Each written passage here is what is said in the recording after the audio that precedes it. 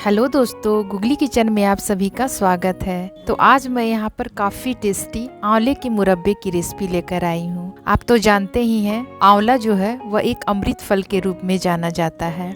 आंवले का सेवन हमें पूरे साल करना चाहिए और आंवला जो है वह पूरे साल मिलता नहीं है। तो इसे हमें किस तरह से रखना है जिससे हम इसका सेवन पूरे साल तक कर सकते हैं। तो इसे आप अचार बनाकर, मुरब्बा बनाकर, कैंडी बनाकर, बहुत तरह से ऐसी रेसिपी बनाकर आप इसे स्टोर करके पूरे साल तक आप इसका सेवन कर सकते हैं। आंवले का सेवन आप किसी भी रूप में करें, लेकिन आपको रेगुलर एक आंवला जरूर खानी चाहिए। इसलिए आज मैं यहाँ पर आंवले की मुरब्बा की रेसिपी लेकर आई हूँ। इस रेसिपी को आप बनाकर पूरे साल तक स्टोर करके आराम से रख सकते हैं और आंवला का सेवन आप कर सकते हैं। तो चलिए अब हम इस मुरब्बे की रेसिपी को बनाना शुरू करते हैं। तो सबसे पहले मैंने यहाँ पर 1 केजी आंवला लिया है। आंवला यदि थोड़े बड़े साइज में मिले तो वो आंवला ज्यादा अच्छा रहता है, उसमें कसैलापन जो रहता है वह कम रहता है।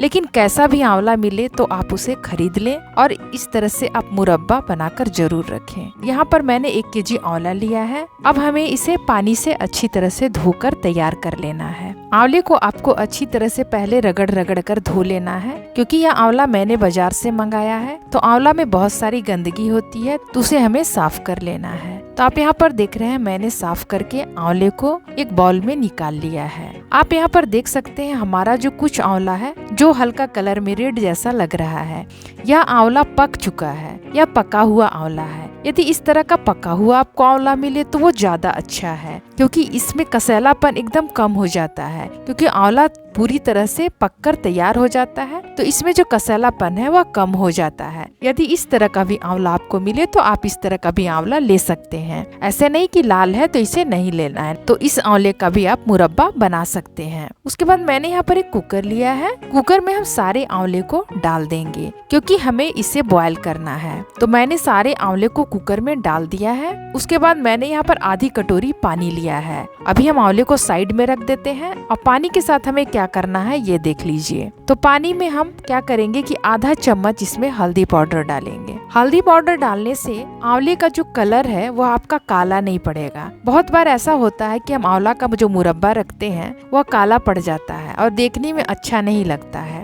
और हल्दी के पानी से आंवले का जो कसैलापन है वो अभी कम हो जाएगा। तो इस तरह से हम पानी में पहले हल्दी को अच्छी तरह से घोल लेंगे। उसके बाद इसी पानी को हम आंवले में डाल देंगे। उसके बाद कुकर को हम पैक कर देंगे और पैक करने के बाद हम इसे हाई फ्लेम पर 1 सीटी लगा लेंगे। यहाँ पर आपको थोड़ा सा ध्यान देना है कि आंवला को बस आपको 1 ही सीटी लगाना है और इसे आपको हाई फ्लेम पर ही सीटी लगानी है। तो आप यहाँ पर देख रहे हैं कि यह हाई फ्लेम पर है और यह 1 सीटी दे चुका है। तो हमें इसे तुरंत फ्लेम से हटा लेना है और तुरंत हमें इसके एयर को निकाल लेना है। मैं यहाँ पर चम्मच की सहायता से एयर को निकाल रही हूँ। यदि इसे आप अपने आप एयर निकलने के लिए छोड़ दीजिएगा तो आपका जो आंवला है वो ज्यादा पक जाएगा और वह अपने गुठलियों से अलग हो जाएगा और सभी आंवला फट जाएगा। इसलिए आपको तुरंत 1 सीटी लगाकर उसके एयर को तुरंत निकाल लेना है। इसमें आपको देरी बिल्कुल भी नहीं करना है। तो आप यहाँ पर देख रहे हैं मैंने कुकर से एयर को निकाल लिया है। आप देख सकते हैं कि आंवला जो है वह कितनी अच्छे से पककर तैयार हो चुका है। हमें इसके कुकिंग प्रोसेस को तुरंत रोकने के लिए इसे तुरंत ही एक जालीदार बर्तन में इसे छान लेना है। यदि हम इसे कुकर में ही गर्म पानी पे छोड़ देते हैं तो इसका कुकिंग प्रोसेस चलता रहता है। इसलिए मैंने इसे तुरंत एक जाली वाले बर्तन में इसे छान लिया है। आप देख सकते हैं इससे पानी बिल्कुल भी अलग हो चुका है। आप यहाँ पर देख सकते हैं यह जो पानी निकला है उसी में आंवले का सारा जो कसैलापन है वह आ गया है। तो इस पानी को हम फेंक देंगे। जो आंवला है हमारा उसमें से अच्छी तरह से मैंने पानी को पहले निकाल लिया है। तो अब हमें क्या करना है, इस आंवले को थोड़ा सा फैला देना है ताकि इससे अच्छी तरह से पानी अलग हो जाए। तो आपको इसे एक प्लेट में ट्रांसफर कर लेना है। आप देख सकते हैं मैंने कितनी जल्दी उससे एयर निकाल दिया था, फिर भी देख सकते हैं जो यहाँ पर कुछ आंवला है वो देख सकते हैं पककर फट भी गया है। तो इस तरह से आपके आंवले फटने नहीं चाहिए। यदि फट भी गया है 1-2 आंवला तो उससे कोई फर्क नहीं पड़ता है। तो अब सारे आंवले को हम प्लेट में निकाल लेंगे। यदि आप प्लेट में नहीं निकालना चाहते हैं तो किसी कॉटन कपड़े पर भी आप इसे निकाल कर फैला सकते हैं। अब इस आंवले को हमें 2 से 3 घंटे के लिए पंखे के नीचे छोड़ देना है। यदि आपके यहाँ धूप हो तो आप आधे घंटे के लिए या 10 से 15 मिनट के लिए धूप में भी आप इसे रख सकते हैं, लेकिन मेरे यहाँ अभी धूप नहीं है तो मैंने इसे पंखे के नीचे ही रख दिया है। तो आप यहाँ पर देख रहे हैं मैंने 3 घंटे के लिए पंखे के नीचे रखा था। इसका पानी अच्छी तरह से सूख चुका है। तो अब हमें क्या करना है कि मैंने यहाँ पर एक फॉक लिया है। फॉक की मदद से हम इसे हल्का सा धीरे धीरे पूरे आंवले में हम होल कर लेंगे। कुछ दूरी में ही हमें इसे होल करना है, ऐसे नहीं कि जैसे कच्चे आंवले का हम मुरब्बा बनाते हैं तो उसमें बहुत सारे हमें होल करने पड़ते हैं, चूना पानी में डालना पड़ता है। उन सब झंझट से हमें इससे काफी आजादी है। इसमें हम आराम से दूर दूर पर होल करके तैयार कर लेंगे। पहले सारे आंवले को साइड में कर लेते हैं और गोबे हुए आंवले को एक साइड में रख देते हैं, नहीं तो सारा आंवला मिक्स हो जाएगा, फिर पता नहीं चलेगा कि किस आंवले को मैंने गोबा है और किस आंवले को मैंने नहीं गोबा है। तो आप देख सकते हैं यह जो आपको होल करना है उसे बहुत सावधानी से करनी है। आपको वैसी जगह पे होल नहीं करनी है जहाँ पर आंवला टूटकर अलग हो जाता है। इसे आपको बहुत सावधानी से दूर दूर में आंवले को अच्छी तरह से होल करके तैयार कर लेना है।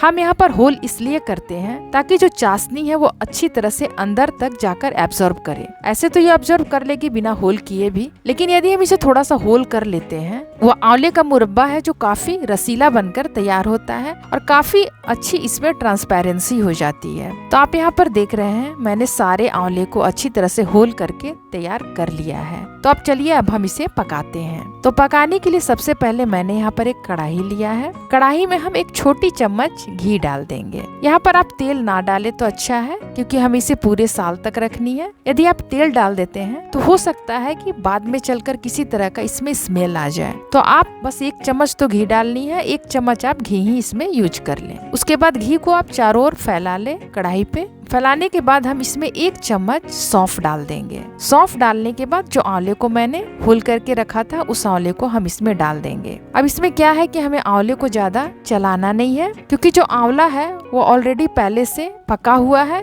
यदि हम इसे ज्यादा चलाएंगे तो यह टूट जाएगा। तो इसे आप चलाएं लेकिन थोड़ी सावधानी से चलाएं। ऐसे चलाएं ताकि आंवले पे कोई असर ना हो और आराम से इसे हम भून सके। इसे हम घी में इसलिए भूनते हैं ताकि अगर इसमें कुछ एक्स्ट्रा पानी हो वो भुनने से खत्म हो जाए। आप इस तरह से कढ़ाई को हिलाकर भी इसे चला सकते हैं। यदि आप स्पैचुला से नहीं चलाना चाहते हैं तो कढ़ाई को ही थोड़ा थोड़ा हिलाइएगा तो भी यह आराम से चल जाएगा और इसका पानी धीरे धीरे सूख जाएगा। तो आराम से धीरे धीरे हमें इसे चला लेना है। और यहाँ पर आपको ये भी चीज ध्यान देना है कि यहाँ पर आप फ्लेम को बिल्कुल लो रखिए। यहाँ पर या मीडियम या फ्लेम को हाई रखते हैं तो आपके आंवले जो है वो कढ़ाई में चिपकने लगेंगे और वही धीरे धीरे जलने लगेंगे। तो इसलिए यहाँ पर फ्लेम को एकदम आपको लो पे रखना है और लो पे रख कर आपको धीरे धीरे एकदम इसे चलाना है। पका हुआ है इसलिए काफी नाजुक है। तो मैंने इसे आधे मिनट के लिए चला लिया है। इसका पानी भी ऑलमोस्ट सूख चुका है। उसके बाद इसमें हमें क्या डालना है, चीनी डालना है। तो इसमें मैंने 1 केजी मिश्री को लिया है जिसे शुगर कैंडी भी कहते हैं। तो इसे मैंने अच्छी तरह से क्रश करके पीस लिया है। तो इसमें मैंने 1 केजी मिश्री को लिया है। यदि आप इसमें मिश्री नहीं डालना चाहते हैं तो 1 केजी चीनी को पीस कर ले लें। दोनों का टेस्ट बिल्कुल सेम होगा,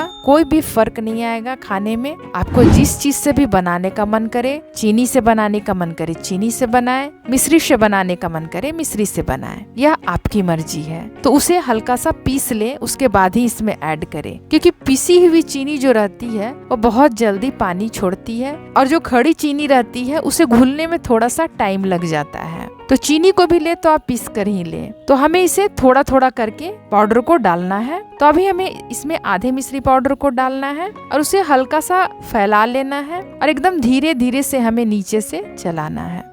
यहाँ पर भी फास्ट चलाइएगा तो आंवला जो है वह टूट जाएगा क्योंकि ऑलरेडी आंवला हमारा बॉयल किया हुआ है। तो यहाँ पर आपको आराम से धीरे धीरे चलाना है। फ्लेम को बिल्कुल लो रखिए, कुछ भी नहीं होगा, जलेगा भी नहीं और ना ही कुछ होगा। 1-2 बार नीचे से हल्का सा चला लीजिए और इसे थोड़ी देर के लिए आप छोड़ दीजिए। तो 1 मिनट के बाद देखिए ये खुद कितना सारा पानी रिलीज कर रहा है नीचे से। मैंने इसमें 1 बूंद भी पानी वगैरह नहीं डाला है। ये खुद ब खुद इतना पानी रिलीज कर जाएगा कि फिर इसे हमें सुखाना पड़ेगा। तो जब इस तरह से ये पानी छोड़ दे तो फिर हम हल्के हाथों से थोड़ा थोड़ा सा इसे हिला लेंगे। हमें इसे ज्यादा जोर से नहीं मिलाना है, बस हल्के हाथों से थोड़ा थोड़ा मिला लेना है। तो तो फिर हम थोड़ी सी चलाएंगे और फिर थोड़ी देर के लिए हम इसे छोड़ देंगे। तो आप यहाँ पर देख रहे हैं ये धीरे धीरे फिर से पानी रिलीज कर रहा है। तो इसी तरह से ये धीरे धीरे पानी रिलीज करता जाएगा। इसमें आपको ऐसा भी नहीं है कि लगातार चलाते रहना है, बस थोड़ी देर के लिए चलाइए फिर छोड़ दीजिए, फिर थोड़ी देर के लिए चलाइए फिर छोड़ दीजिए। अब पानी जब इसमें पूरी तरह से छूट जाए उसके बाद तो आपको चलाने की जरूरत ही नहीं है। तो आप यहाँ पर देख रहे हैं इसमें पानी थोड़ा सा छूट चुका है। इस स्टेज में जो बचा हुआ मिश्री पाउडर है उसे भी हम डाल देंगे। इसमें मैंने 1 केजी मिश्री लिया था, तो इसमें पूरे हम 1 केजी मिश्री को नहीं डालेंगे, क्योंकि आंवले को उबालने के बाद आंवले का जो कसैलापन रहता है ऑलरेडी खत्म हो जाता है। यदि हम इसमें कम भी चीनी डालें तो हमारा मुरब्बा अच्छी तरह से बनकर तैयार हो जाता है। तो आप यहाँ पर बिल्कुल भी कंफ्यूज ना हो कि मैंने मिश्री डाला है तो आप भी मिश्री डालें। आप चीनी को भी पीस कर डाल सकते हैं, क्योंकि बहुत बार मैंने चीनी से भी इसे बनाया है। चीनी से भी ये काफी टेस्टी लगता है।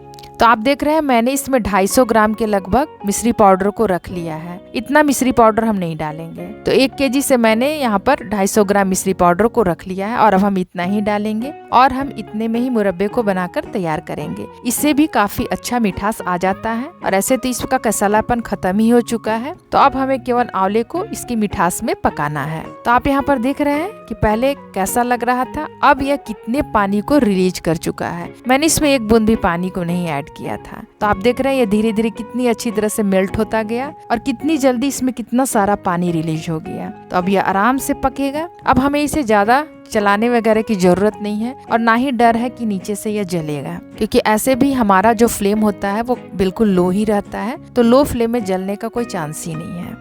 तो इस तरह से अब हमें इसे छोड़ देना है। तो अब हमें इसे चाशनी में पकने देना है। इसे बनने में टोटल आधे घंटे का वक्त लग जाता है। तो आप देख रहे हैं कि इसमें काफी ज्यादा पानी छोड़ दिया है। तो यदि हम इसे लो फ्लेम पर ही इस पानी को सुखाएंगे तो काफी वक्त लग जाएगा। आप यहाँ पर पानी की क्वांटिटी को भी देख सकते हैं कितना ज्यादा यह पानी रिलीज किया है। और हमारी जो चाशनी है वो काफी पतली है। हमें पतली चाशनी में इसे नहीं निकालना है, क्योंकि यदि पतली चाशनी में हम इसे रख लेंगे तो हो सकता है कि आगे जाकर हमारा आंवला का मुरब्बा है वो खराब हो जाए। तो इसलिए हमें इसे चाशनी में अच्छी तरह से पकाना है और चाशनी को थोड़ी सी हमें गाढ़ी भी कर लेनी है। गाढ़ी चाशनी रहने से आगे चलकर हमारा मुरब्बा खराब नहीं होता है। तो यहाँ पर हमें क्या करना है, फ्लेम को एकदम हाई कर देंगे। चाशनी को थोड़ा सा हम रिड्यूस कर लेंगे ताकि चाशनी हमारी थोड़ी गाढ़ी हो जाए और हम इसे फ्लेम को ऑफ कर सके।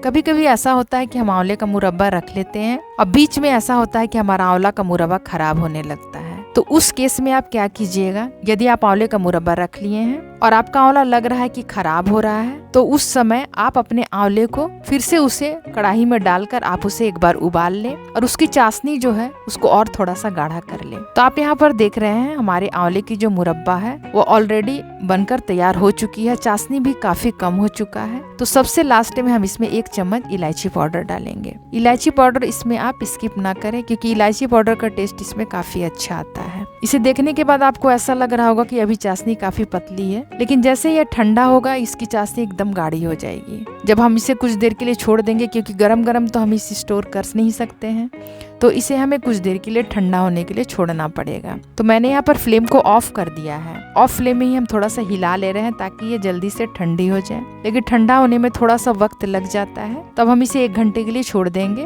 तो आप देख रहे हैं 1 घंटे के बाद चाशनी कितनी गाढ़ी हो गई है। पहले जैसी थी वैसे चाशनी नहीं है। आप देख सकते हैं कि चाशनी जो है वो पूरी गाढ़ी हो गई है। और आंवला भी देख रहे हैं कितना अच्छा सा हमारा एकदम ट्रांसपेरेंट दिख रहा है। तो आंवला भी अच्छी तरह से पककर हमारा तैयार हो चुका है। तो चलिए अब हम इसे सर्व कर लेते हैं। आप देख सकते हैं आंवले की जो मुरब्बा है वो कितना अच्छा बनकर तैयार हो गया है। और हमारा जो आंवला का कलर है उससे आप ध्यान दीजिए, इसका कलर भी कितना अच्छा आया हुआ है। हमेशा आंवला ऐसा होता है कि हम मुरब्बा रखते हैं, मुरब्बा हमारा एकदम काला दिखता है या फिर बहुत डार्क कलर का हो जाता है, देखने में अच्छा नहीं लगता है। तो इस तरह से यदि आप आंवले के मुरब्बा को बनाकर रखेंगे तो आपका आंवला कभी भी डार्क कलर का नहीं होगा, काला नहीं पड़ेगा।